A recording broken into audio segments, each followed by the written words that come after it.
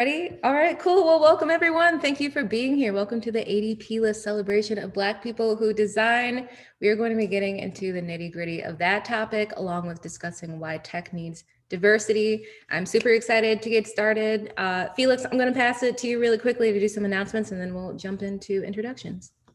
Yeah, for sure. Thank you so much, NeYane. I can't express how important today is for the community and how important this conversation is, especially for everyone who is joining in from across the world. So just to kind of like start off, ADP's mission is to really democratize mentorships for any and everyone around the world, regardless of where you are at, what skin color you are, and whatever backgrounds that you're from. We want to be able to get access to mentorships for every and anyone here. Today is a very special conversation because diversity and inclusion has always been at the heart of our community at ADPList. And, frankly, we wouldn't be here without any and every one of you on this call and even beyond this call as well. So I just want to say a shout out to everyone and just incredibly grateful for, just everyone being so supportive of one another, right? Besides being a part of ADPList. And most importantly, this conversation today mark a very special milestone for us because, I would say close to over 40% of our team from the Black community as well, mostly in the product team. And I'm just incredibly proud, and they are just amazing folks to work with. Hence, this event is also hosted by NeYane herself, which is one of the mentors at ADPList. When we started ADPList, me and James, co-founder James, we have a dream, and that dream is that we imagine a kid from Africa or from India in a developing country being able to get access to the head of design at Facebook in the US without having to feel the fear of being inadequate or not being enough. And I think we all deserve to live in a part of that world that is inspiring, meaningful, and kind enough so that we can all learn and share our knowledge. And that is the better world that we all can imagine with ADP. So just want to say thank you all for being a part of this. And I'm going to look forward to this conversation today, led by NeYane and the rest of the mentors who are from the Black community today. So thank you so much. And back to you, NeYane. Yeah, for sure. Thanks for that, Felix. Well, hey, my name is NeYane Daniel. I am a very proud mentor of ADPList and also a lead designer at Reverb. I'm super excited for this discussion. I'm coming to you from Chicago. Joining me is a very talented Moshape Adebowale, the beautiful Ariana Barnes, and the amazing Brandon Powell. This is by far the Blackest panel I've been on all year so far, and that's so great. I'm so excited to share that with these people. So look, we're gonna get into it. I'm gonna let our panelists do some introductions so that we can kick off this conversation. Moshape, do you wanna go first? Fantastic. Thank you so much for that, NeYane. Hi, everyone. My name is Moshape. I am currently I'm a user experience designer at KPMG based in Toronto. And I've been doing the work of design for a long while now. When I'm not designing, you can find me, playing some drums, playing some video games, eating some spicy food. And before the world started to suck, traveling and exploring places. So that's it from me. I'll pass it on to Ariana to introduce herself also too. Hi, I'm Ariana, and I'm a freelance designer at my own LLC. My own diversity and inclusion magazine. And a fun fact about me is that I speak intermediate Japanese, and I'm a really firm believer in community, positivity, and abundance. And I'll pass it off to Brandon. Brandon.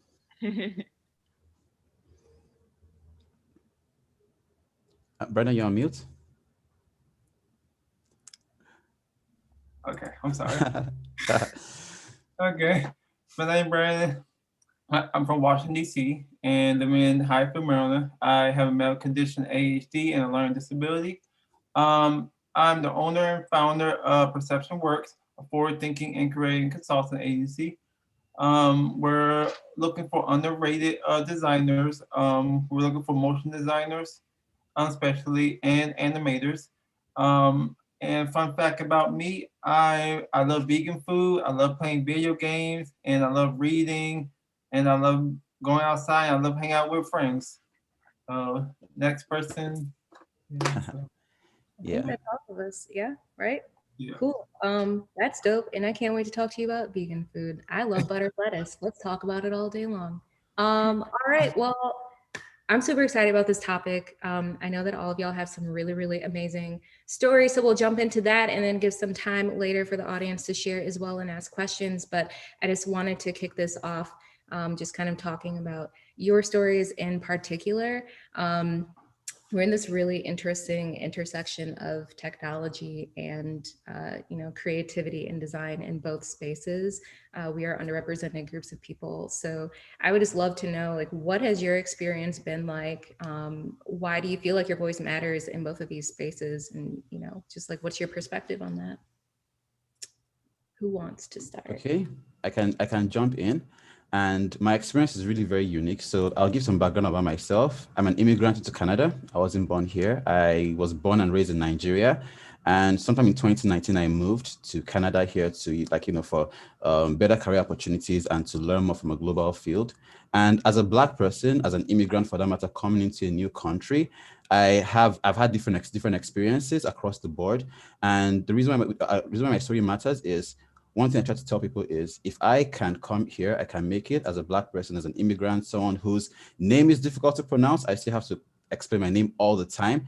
If I can make it here and be like a trailblazer there, then anyone out there can come in and also make it within the design field. And that's one part of my story I really love to highlight. And yeah, I think that's it from me. Yeah, I agree. Jumping off from what Moshape said, I started my kind of design career as a marketing assistant at a publishing company. And when I saw that I had like this love of design, I actually also started my LLC. So I was working full time and working at my own LLC. And so I'm a full proponent that people should go into business for themselves, because I think in addition to having your full time job, you should always be willing to bet on yourself and to believe so much in yourself. And I truly believe that, when you start to bet on yourself and see exactly what you're capable of, you start to see exactly what the world is willing to give you. So that's kind of been my experience as a designer. So, Brandon, do you have anything to add to that? So for me, as a person that is self-taught and has experience not really getting a lot of job offers, I have seen that you got to put yourself forward to really do what you have to do and really build yourself up in this community and really do different challenges that will really help yourself to build up your portfolio and build up your personal brand. And also with what everybody say, you have to build up your personal business as well. Yeah, agreed. I'll just add to that by saying that I think one of the beautiful things about design industry is that it's just like ever growing. There are so many different people in there. It's kind of like ironic in a way that tech is a space that has so much growing to do in that area, because there's so much evidence of just the talent being out there, right? But there's comfort in that community, like Ariana talks about, and just like reaching out to people and networking and having a platform like ADPList too, where you just see like, oh, I'm not the only one, and oh, there are different stories and I can learn from people, and that's super dope. So I don't know, I'm extremely hopeful for just what we can add to the space. What does diversity and tech mean to y'all, and why do you think we need it? Where do you think maybe we're doing really well in the space now, or maybe where we could do better from your perspective? Okay, I can also start with that. And in terms of diversity is having, like, from my perspective, having different minds come in. And there's a lot of things I gave a talk on diversity, on inclusion, and like having this particular community, but having different minds come in together within that industry, it gives it a particular flair. Now, not just having, like, because we all have different backgrounds. I have my background and my thought experiences. You have your background, you have a thought experiences. Someone that grew up, in Canada has their thought experiences. Someone that is indigenous has their experiences. And when we come together, because the field of design is one where the thinking really matters, and we can unlock a lot of potentials by having lots of thoughts in the mix in there, and kind of having everyone's thought on the table and creating a product that works whole. Like, diversity is even having people from from minorities, from the LGBTQ community, bringing them all in. And when we have this kind of mindset, we're able to create solutions that solve problems and ensure that everybody is happy, or even can get something from that product. So that's what I think it is in a design standpoint. Yeah, I agree. So for me, like I think diversity in tech is community as well. And I feel like there are several reasons why I'm here. I've had several mentors, many who are on this call right now, several friends who have helped me along the way, many who are on this call right now. And I wouldn't have a seat at the table if there wasn't that community, if there wasn't that diversity. And I think having a seat at the table allows you to bring other people to the table. And that's sort of the community aspect of and importance of diversity, not only having diversity for yourself, but bringing other people along with you.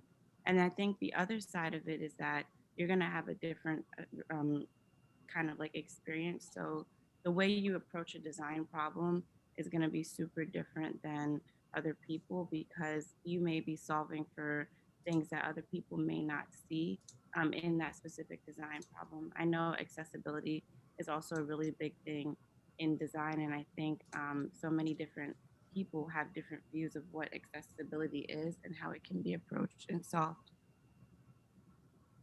So, as my own opinion, I do agree about building up a community and also building up the people with disabilities and bringing other people around your circle. And also, I lost my train of thought. I lost my train of thought. Sorry. Yeah, it's fine. It's fine. Come back. We'll come back. But this is all really good. I mean, diversity in kind of its simplest state just means different, right?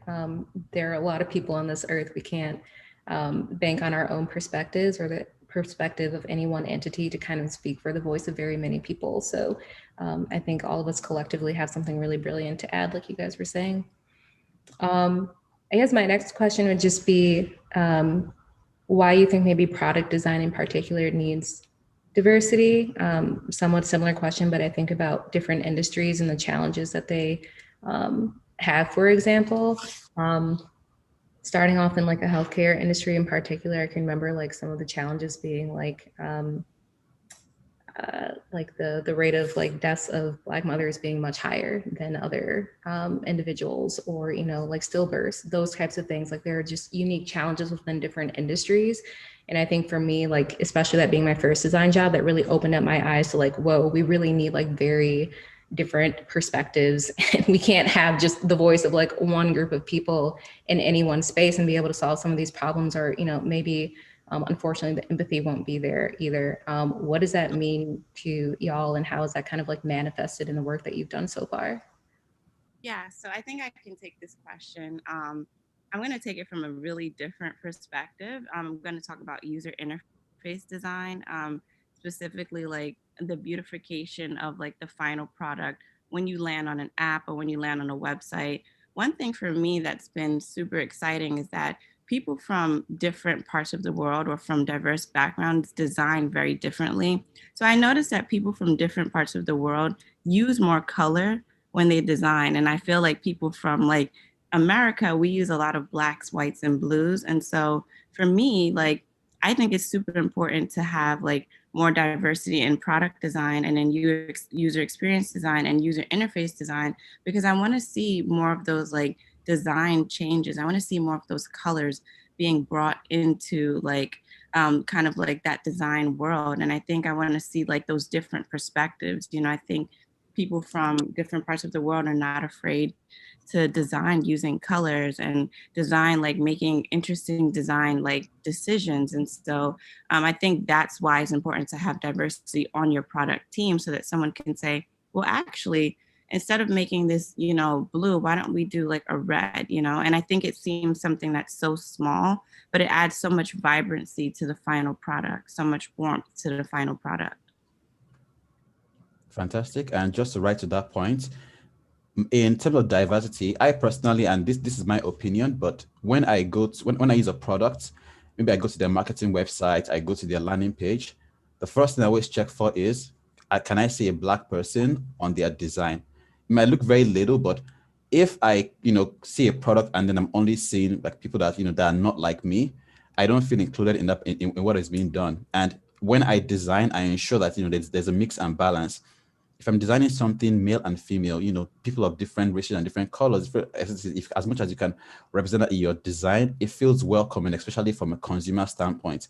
Now, I work within enterprise. We don't get the opportunity to showcase because it's all about, complex softwares and all that. But even in that space, I bring diversity into the solution. And at the point where we are making decisions about like features or user flows and all, I'm kind of bringing it back to the drawing board and saying, hey, you're using this terminology to explain things. This is something that you understand from here, but if you have a population, a population of immigrants coming in, they might not relate to whatever you're using in this context. It doesn't really, you can't relate. So can you use something else that makes a lot of sense? And I also remember when I did a particular program at BrainStation, and during one of the challenges, there was a challenge at the beginning of the program. They gave us a challenge about food waste.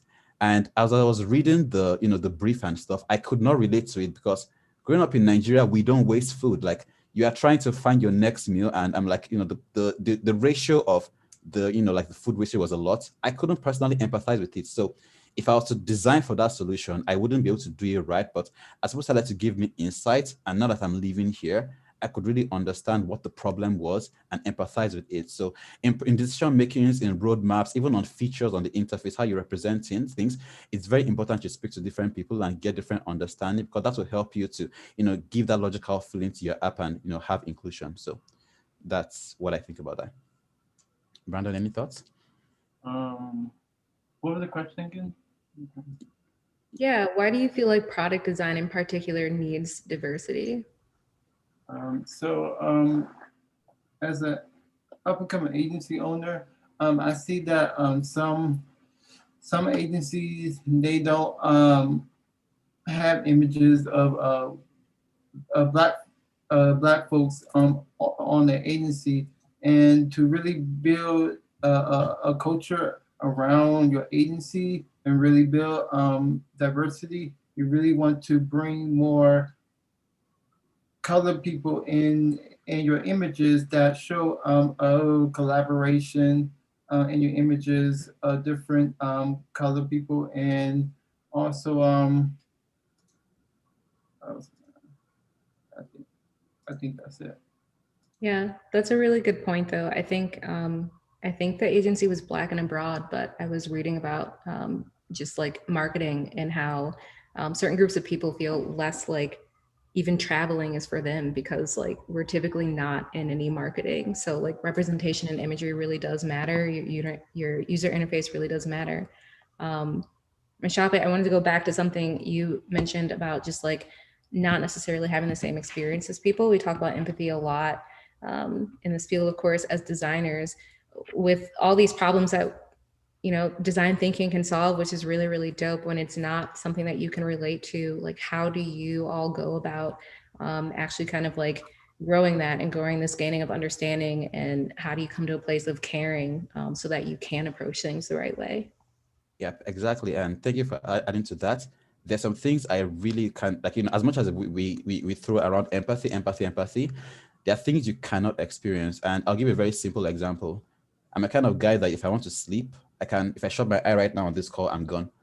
But some people find it difficult to sleep. Now, if I'm designing an app for someone that has sleeping problem, I'm like, yeah, you just need to sleep. Just turn your eyes down and sleep. Like, you can explain it to me, but I've not felt it before. I've not walked in that shoe before.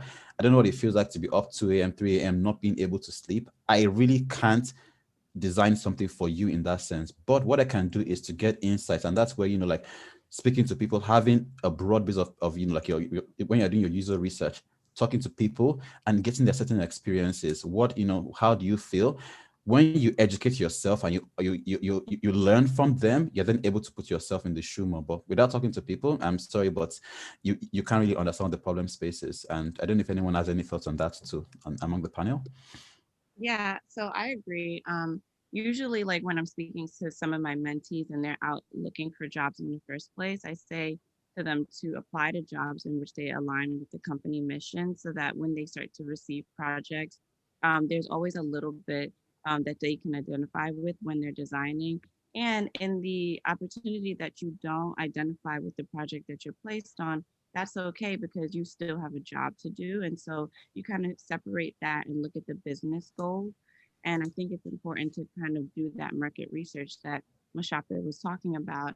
And I think when you do the market research, there's always something interesting that you will find. Whether you identify it or identify with it or not is one thing, but if you at least find it interesting enough to help you drive through the project, I think that's just as powerful as identifying with it. And it's also teaching you something new, because I don't feel the need that we need to necessarily identify with everything just to be able to do a good job at it.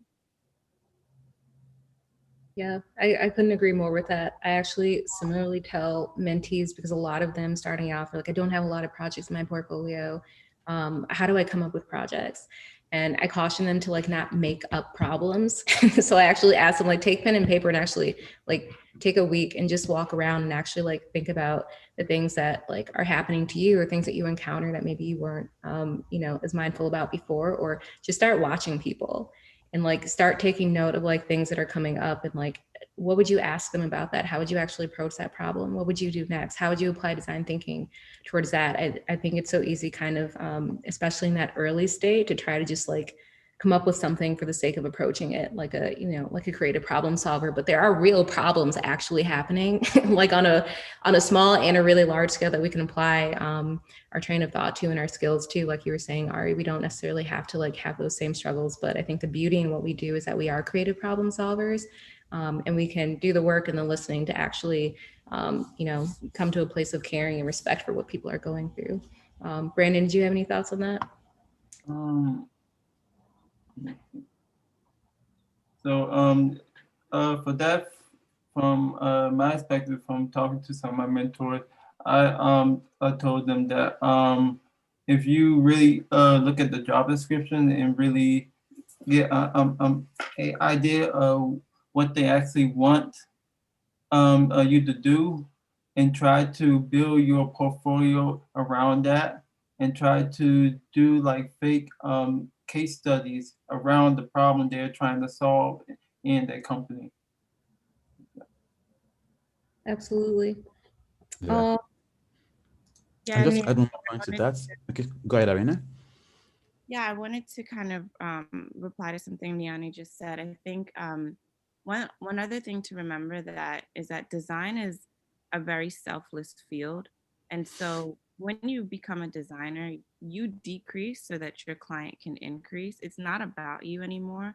It's about the creative services that you provide to sort of solve a solution. So I think remembering that, if like, I think that's where kind of the empathy needs to come from, especially for people who are looking for a field in which they can be creative and also give something, give a part of themselves. I think design is definitely one of those fields in which you can, solve for the greater good and also have fun doing it. And so that's kind of why I believe that no matter what sort of problem that you get, whether empathize with it, whether you've experienced it or not, you're still solving something, you're still adding to the world, and you're kind of still changing something. And I think as long as you're on this earth doing something to help other people around you, um, I think that like you are kind of like identifying with it anyway. Yeah, fantastic. And just to add to that, like I've seen a lot of things from like more junior people and more junior designers when they're working. And it's really very great to, create a solution for a problem that you are passionate about. But the true design aspect is when you're able to unlock, solve for things that sometimes you may, now I'm not saying like you're not passionate about it, but it might not be like a cup of tea in that sense. Now, I work within tax. I'm not an accountant. I don't do my taxes myself, even though I know how it works. I really don't want to do it. But when I put on my hat to work on the design for tax, it might sound boring, but I try to dig into how does an accountant think? I don't understand accounting. I really don't even like economics and math and all that stuff, but I try to dig into their standpoint. And from there, you put myself in their shoes. And like Ariana said, you decrease yourself to ensure that your users increase. And it's really super important. And that's one particular trait that one should keep while you're designing. It's not about you. You are not the user. And try to really, really understand and learn from them, and put yourself in their shoes and design something that really solves their problem and their pain points. Nice. Any other thoughts on that? Cool. Well, I would love to know from y'all, what do you feel like we could do kind of on an individual level through the work that we do and otherwise to advocate for diversity and inclusion in the work that we do? And do you ever feel kind of like nervous or held back in some way internally about speaking up on that? How do you kind of move through that? Okay, I can jump on this first. So within my company, I am always like, I'm always someone, and maybe it's my personality, but I'm always someone that is, when something is not going right, I kind of speak out to it. And most of the time, like, what's the worst that could happen? It's not the same case with everyone. Some people have, as a black person, as a black person, people have experienced different things in the company that's kind of dampened their spirits and they're not able to speak towards it. Like, for example, during the Black Lives Matters movement that happened, we had a discussion in my company, and my company KPMG is really, really passionate about people's wellness and inclusion.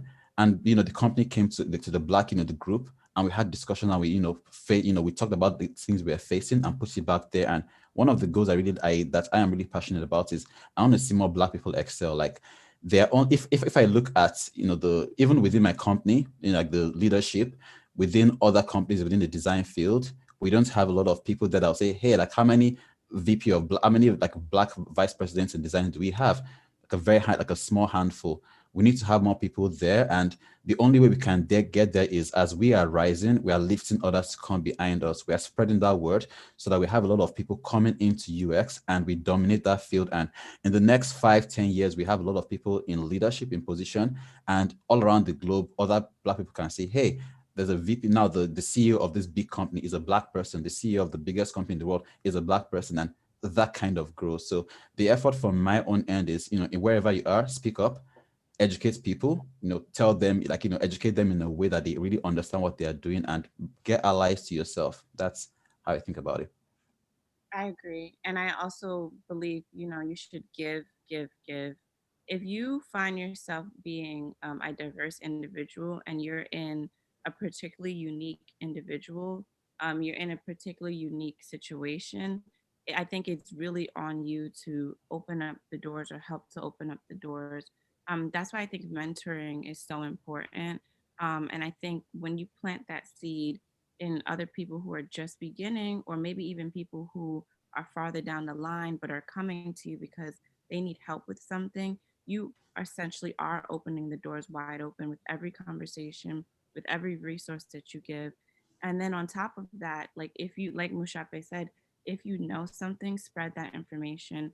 I personally use my Instagram to spread all of the information that I know about branding, about design, about marketing, about diversity and inclusion, because information is free and I don't benefit by holding on to it by myself. Like, I benefit by, spreading that knowledge to other people. And you never know who may come to me who wants to work with me. And then the next thing you know, 5 other people want to work with us. And then you kind of create a crowd of like different people who have different identities, but who are all learning on the same level. So I think it's really important to like not have that lack mindset, to always operate from an abundance mindset, to always be giving back with every single level that you reach. You can look back and say, what did I learn and how can I bring other people to this level with me? Because at the end of the day, it's about you, but it's not just about you. And also, they always say like success really isn't about like how well you're doing. It's about how you can kind of bring others people's success as well. So Great point, Ariana. Really great points. Yeah. Brandon, do you have any thoughts on that before we go to the next question? What was the question again? Yeah. Just how do you feel like we can kind of advocate for diversity and inclusion in our field? And just if that's ever kind of been a struggle for you, how do you work through that personally?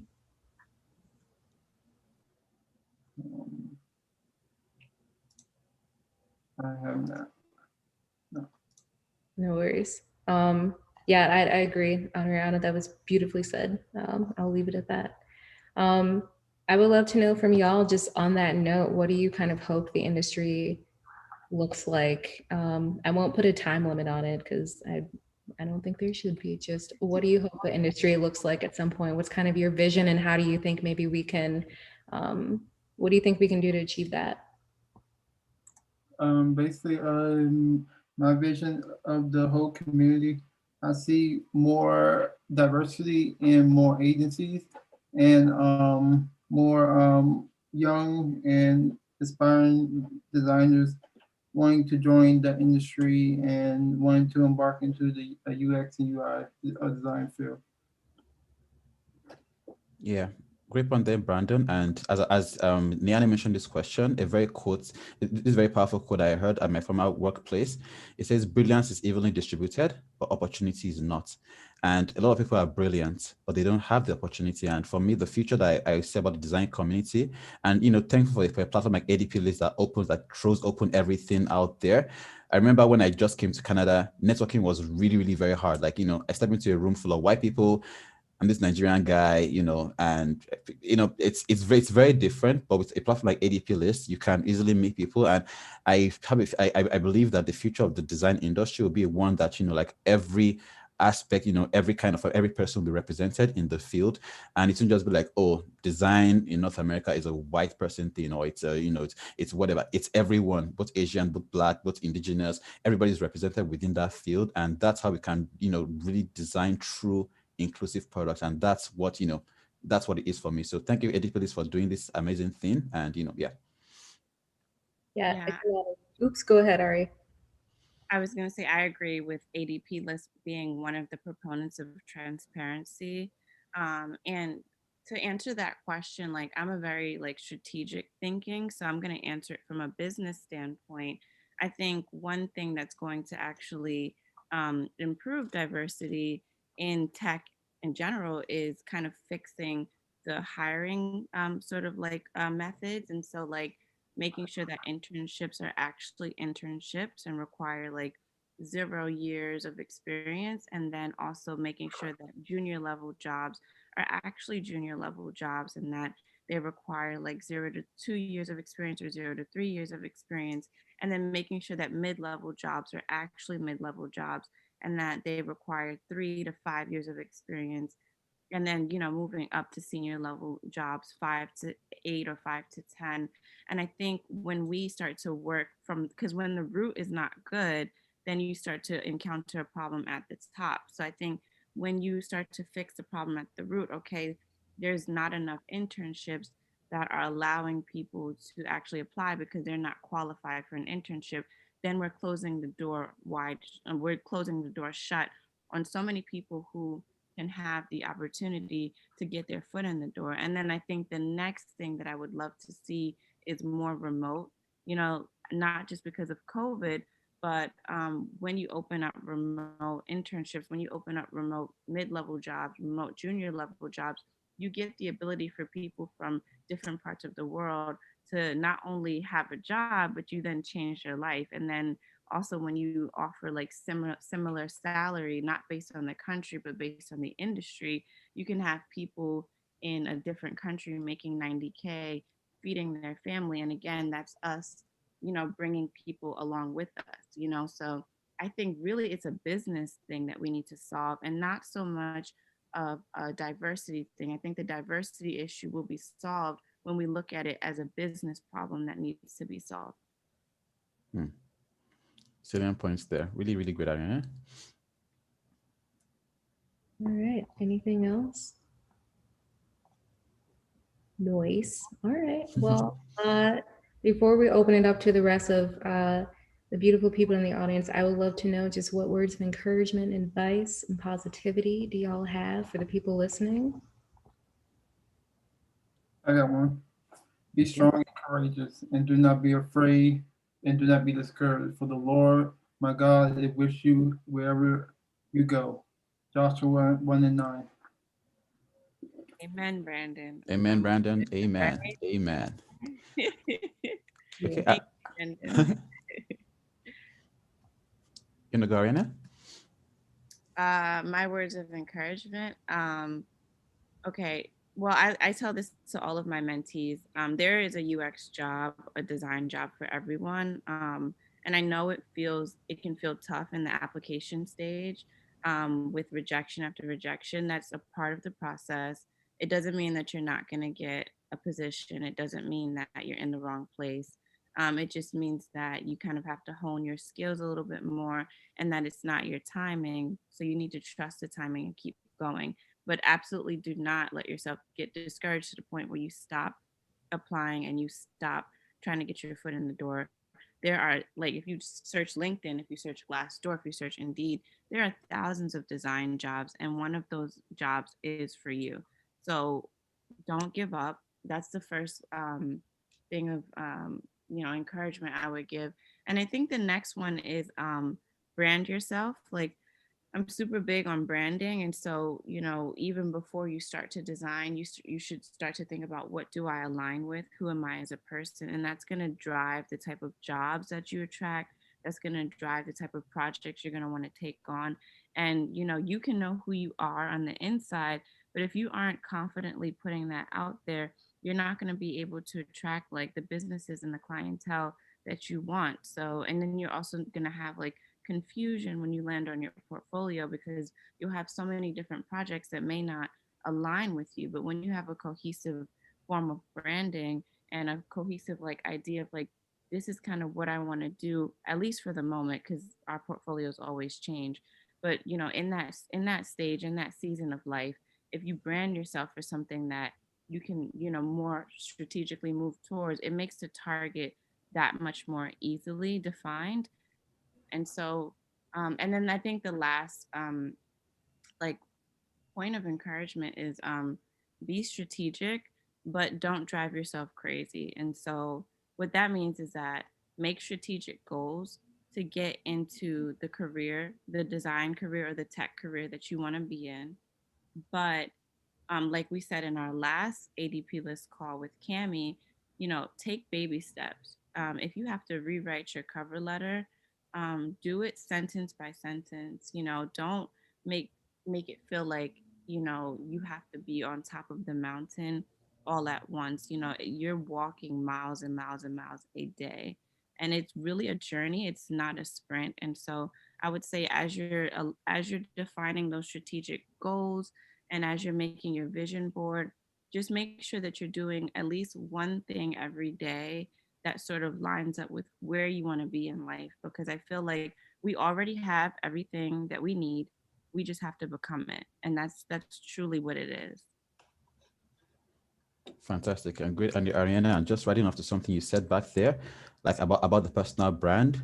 We all have our unique stories, which is important and unique to us. And wherever you go, don't be afraid to share that story. And I see many people try to, like, I've seen this thing where people try to, you just want to show, oh, I'm a designer, I can do A, B, C, and the whole stuff. But what is it about you, that personal side about you, that you can share to the world? Right now, we're in a period where people are yearning for the personal touch. We're all stuck at home. At least where I am, we're stuck at home. We can't go out, can't do stuff. And that personal aspect is something that is really very good. So what is it that you can bring out there and tell your own story, your own personal brand, and let it connect? And I know there are lots of people joining us from all around the world on this call who want to be world-class designers, who want to get there, and they're kind of afraid that, hey, what can someone like me from, somewhere maybe like in Nigeria or somewhere in Ghana or somewhere in India, what story can I bring to the table? But you have a unique story, you have a unique viewpoint, and that's you. If you being in a design company, being in the place of design, you can change so many things. So definitely don't be afraid.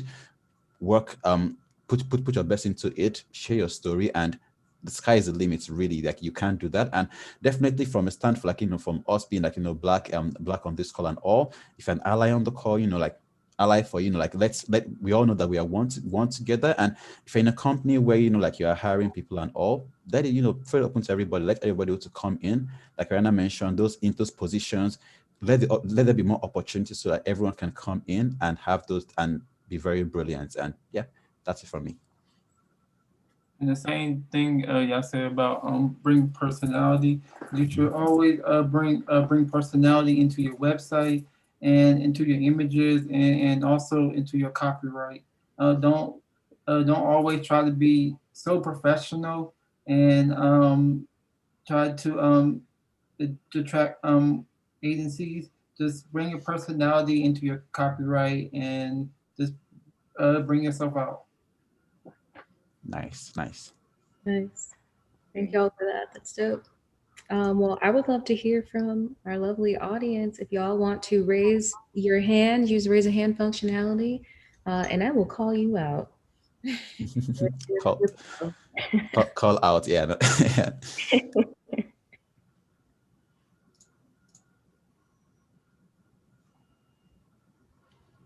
You can feel free to, I will let you unmute yourself. All right, we have Cola. Where are you at? Where are you at? How do I unmute you? Okay, I asked Kola to unmute from here. Okay, yeah, I think it's on my side. Yeah. Yeah. Yeah. Okay, so it's been an amazing session. And just to add to what has been said, I know there's an African proverb that says the person wearing the shoe knows where it pinches the most.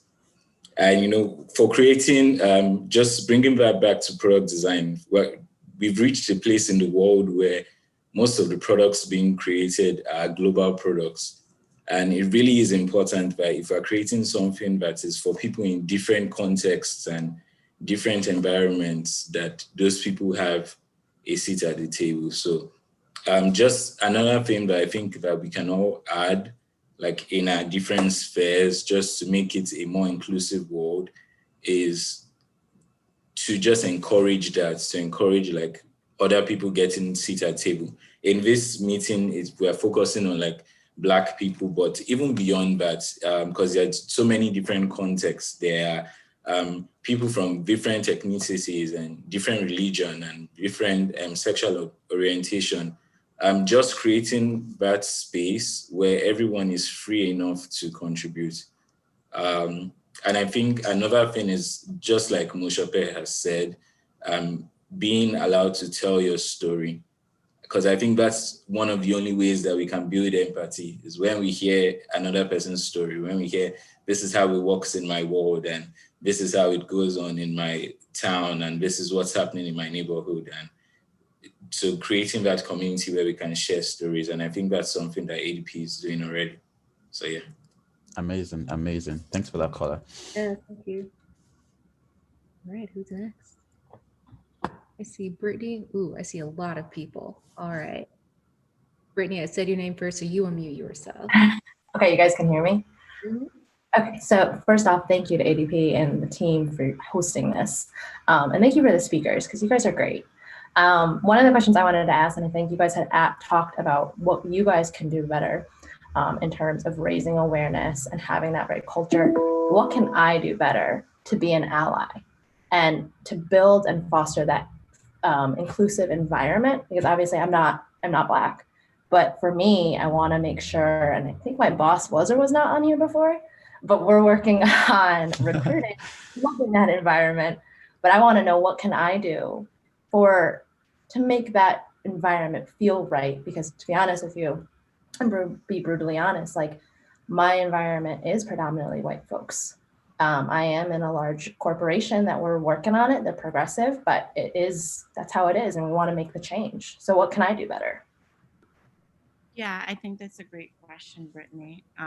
So 3 points come to mind. The first one is employee resource groups.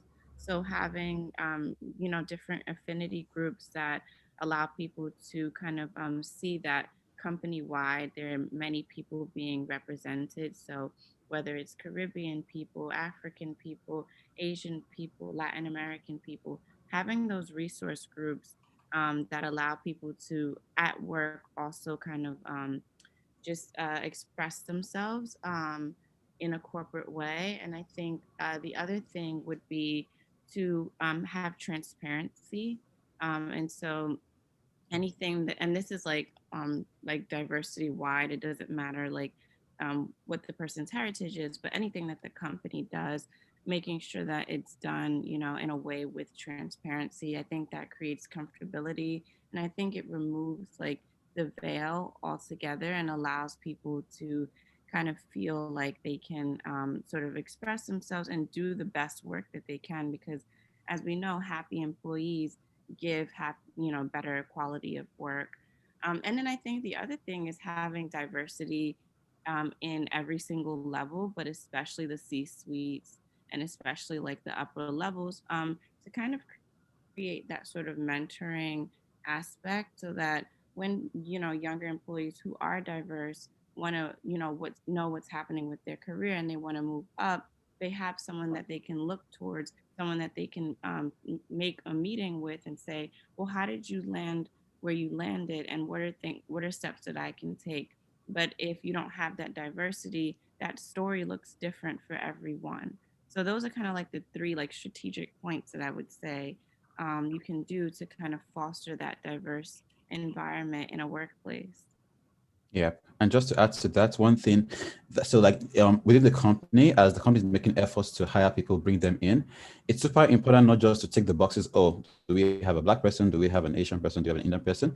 There has to be education within the company, and it has to start from different levels, from the top level down on education. Looking like what is like education about inclusivity and all, because there are situations may happen where you say, oh, you know what, I'm going to hire someone, but the person who is the manager of this person does things that, you know, they can't really relate. And I've seen situations, and an example that happened with some of my friends, those are commenting about their hair, and other things, and it's because they don't know about it. So, you know, like educating them within the system, so that as you bring those people in, you can also retain them, and they too can then go out to be ambassador and say, hey, my company is doing great stuff, you know, can you guys come work with us? And that's really super important too. Yeah, absolutely. I will just add to that. I feel very strongly about that. You do have to educate yourself. I mean, especially now, everyone's putting out very lovely statements and trying to do the right thing. And it's so nice and lovely. But if you do not work on yourself, you are bringing people in and ticking a box and then traumatizing them. You do have to do the work to make sure that it feels good once people are in, and not just get them in. Oops, go for it. And one thing I wanted to add is also for people with disability, you also want to bring on accommodations for people with disabilities so they can figure out a way how they can adapt into the culture and everything. Nice. Yes. Absolutely. All right, Rosie Chu, are you able to unmute yourself? Yeah. Oops, not yet. Okay, can you hear me now? Yes. Yeah. First of all, I just want to say it's so exciting to see one of the blackest panels I've ever seen before. So happy Black History Month. Like, this is awesome. Love it.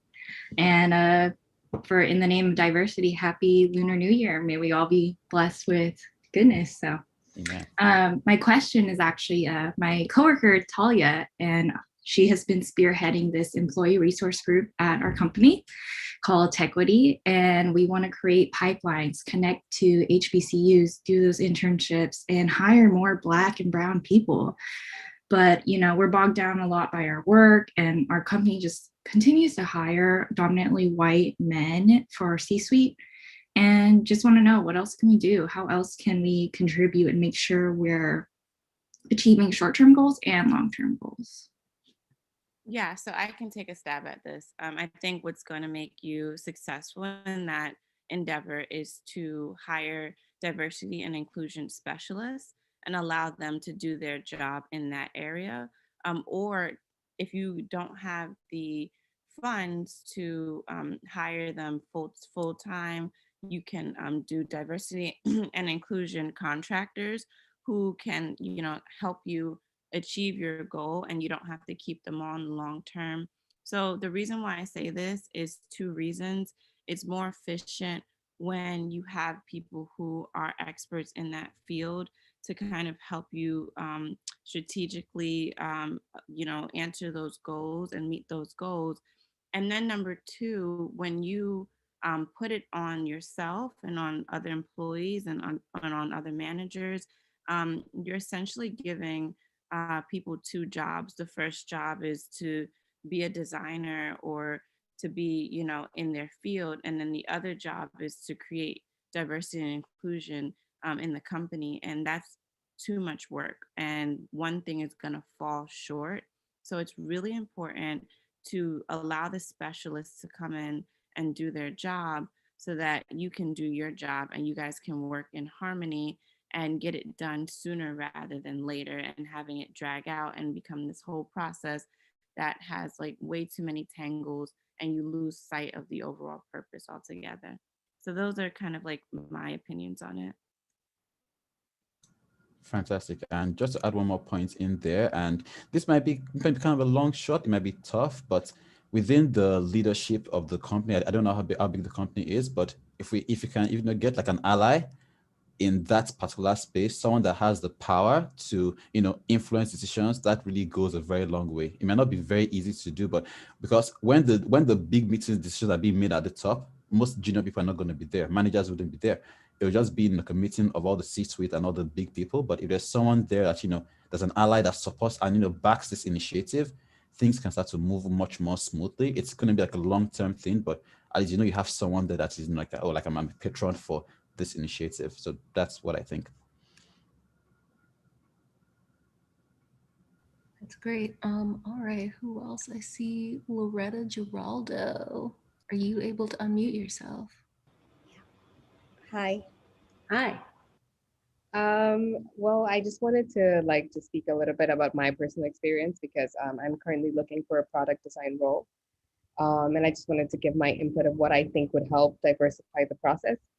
I feel that for me, two things have come up to me and been like real big factors in terms of me getting hired. And one has been my geolocation. I'm currently in Africa, Angola, and I feel that because of my location, I'm like just not considered at all. Like that just becomes the first point, and people don't even give me the benefit of the doubt. And I think that because I'm a woman and I'm Black, like all those things like start to like stack up on top of each other. And even though I have the qualifications that are necessary, they just completely like bypass them because of all those like different tick boxes. So I think one good way would start by actually opening roles that they allow for relocation, and then just not asking for your location to begin with in the application process. That can really help with the vetting. And then another thing is I just feel that like for me, it's been like I've had to put in 3 times the effort to like try and get a job. I have to like not only work on my portfolio and my cover letter, but I also have to go out and like really network, and then again network with people who are the decision makers, because usually when I network on the lower end, people just tell me good luck. And that has just been the most like disheartening thing ever. And it's really hard. So in terms of thinking about empathy, I think that it goes way beyond like hiring people who are diversity professionals, because even they are just doing a job to tick up the boxes. And I think that I've had worse experiences dealing with people who are hired to do that diversity, to increase the diversity in a company, than I have with people who weren't hired for that. I think it just begins with actually just being empathetic to the user. And I think that as product designers, that's the one thing that they call for, is like being a good empathizer to your user. And when you are hiring, you have to look at the person that you're hiring like a user, and then just trying to be empathetic and put yourself in their shoes. So yeah, it's just my take. Thank you for that. Michael, are you able to unmute yourself? What do you have to say? Hi, everyone. Thank you again, guys, for doing this. This is really great. I've learned a lot within this short time. But basically, some times ago, I was reading an article, and it says on there that as designers, product designers, that being empathetic is not enough. Like that empathy might not be enough as a designer, but being compassionate is. So I was kind of confused at first, but I was like, okay, that might be true. So I don't know. What do you think of these guys? I don't mind if you shed a little light on this, or Ariana, if you can, please. What do you think? Hey, Michael. So I'm not sure I understand your question. Are you asking what empathy is in design, or could you rephrase it? Okay, so my question was that from what I read, it says that empathy is not enough as a product designer, that being compassionate is, right? So, because my understanding is, okay, as a designer, you need to be empathetic towards the users. So, when you're building a product and all of that. But what's your thought on that statement? Right. So I believe compassion actually feeds into empathy, but I also believe there is a business problem that you need to solve. And so when you are assigned a project, you need to go in with those two mindsets. Yes, I need to think about the user, but also I need to think about how are we going to achieve the business goal.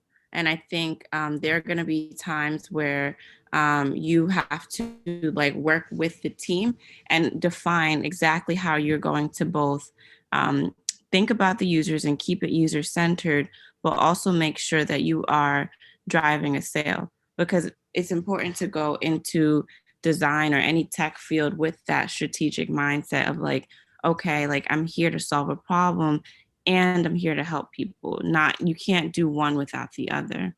And I hope that answers your question, because I also wanted to get to Loretta's point really quickly. I think, Loretta, for you, if you're having trouble because of your geolocation, I think this is actually a perfect time for you to begin, starting your own work, freelancing, if you haven't already.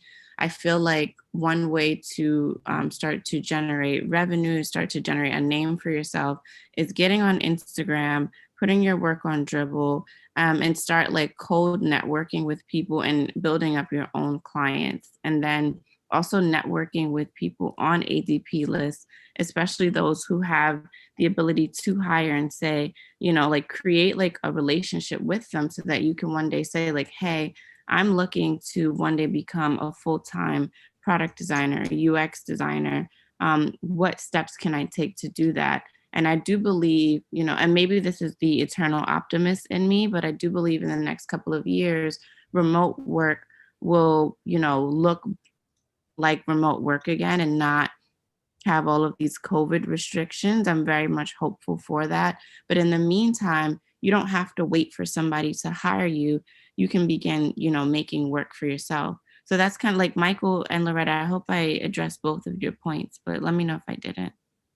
Yeah, I can jump to Michael's point also too. And the reality of things is empathy is not enough. And, in the comments is really blowing up. People are having discussions, which is really great. It's not enough. Now, empathy, compassion, pretty good. But now if we look at the grander scheme of things, empathy is about me. I empathize with you. I want to design for you.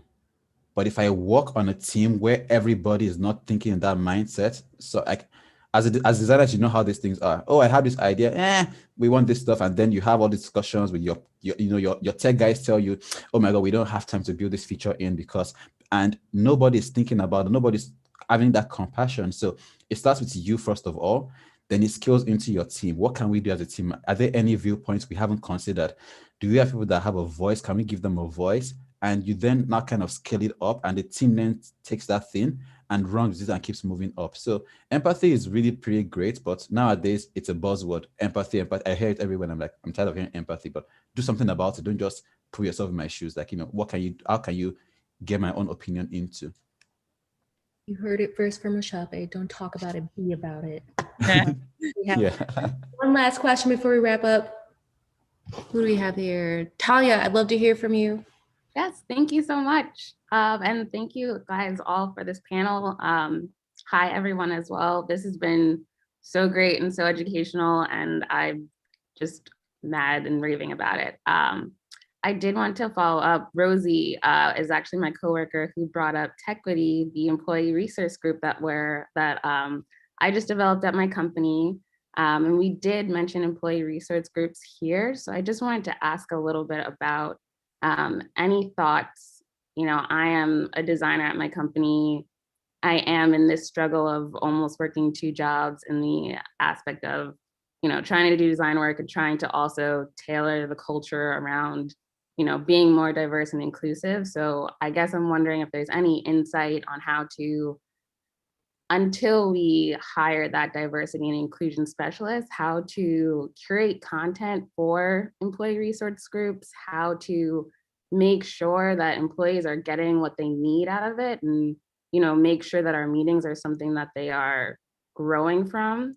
And then how do I not lose sight of, we don't have a lot of diversity yet in the company, and the employee resource group is designed to help Black employees, but the group is predominantly white members right now. So how do we sort of balance that dichotomy? I know that was a lot of questions. Yeah, so I'm gonna, because you asked 3 questions, I'm gonna like answer each of those. So I think the first one you asked about how to create content for employee resource groups. And I think in that perspective, you kind of want to identify what the unique problems are at your company, and like what the diversity ratio is at your company, and start to like kind of create like content that you think that they would respond to. And then another thing that you should be doing is I think you can start putting out like surveys that are anonymous, because it's just better to like ask people what they want rather than sort of put them in a position where it's like, I think they want this and I think that they'll respond to this. And in that survey, you can make it open ended, and sort of like start to see like the pain points of, you know, what people haven't seen or what they would like to see more of. And then I think a second thing that's going to really help you out a lot is solving from a place of abundance and not from a place of lack. What are you already doing well in terms of diversity at your company, and sort of expand that outwardly? Because when you work from what you're already doing good at, you kind of like take a lot of like the ease off of like what you're not doing good at, and then inadvertently it starts to solve the problems of what's not happening when you start to look at what is happening and how can we increase it. And I think the last thing, which is going to help long term, because I think if we solve long term instead of solving short term, we make it a lot easier on ourselves, but we also create systems that like systems that will work, whether like we're in work that day, whether we take a vacation. So one system that you can put into place is to start hiring more diverse interns, because then those interns are going to be hired full time, and then those full time interns are going to be promoted, and then they're so doing that, and then also setting up an employee referral program, because people are more likely to refer people that they know in their circle. So these are sort of like grassroots ways that really work in terms of like, allowing everyone in the company to contribute to diversity, and not just putting it on your shoulders or on other people's shoulders who are in upper management. Thank you so much. Yeah, and I have just one quick point there, because I know we're out of time. So right now I might not be able to give so many insights, but I know people even within my company and in general that are really passionate about this. And maybe after this call we can connect and I can speak to them. And if you're willing to talk to these people that are running these groups within my company, within other places, within at least other enterprise companies, they can give you insights on how they've done things. So you learn from people actually doing the work. So we can connect after this and I'll reach out to them to make an introduction. Dope. Y'all, we have to wrap up, but this has been amazing. Everyone unmute yourself and snap, snap, snap for our great panelists. Chape, Ariana, Brandon, thank you so very much. If anyone else has any questions or follow-ups, please don't hesitate to reach out to these beautiful people. And we're all gonna get back to being beautiful and Black at work, because it's 11:15 Central Standard Time, so we're gonna let y'all go, but thank you. Felix, any last words? No, thank you all so much for coming here. As NeYane has mentioned, this entire community is only possible with diversity and inclusion at its heart of it. And back to the point where we started this conversation again. Truly, ADPList is only successful the day a kid, in Africa, in India, can reach out to someone in San Francisco, the head of design of Facebook, without feeling the fear of being inadequate. And I think that the day that happens, we have truly democratized conversations and mentorships around the world. And I just look forward to doing that with everyone in this community. So thank you all so much. And I'll see you guys at the next event. See you. Okay. Bye, guys. Thanks, everyone. Bye. Speakers, please stay on the call, and ADPList team.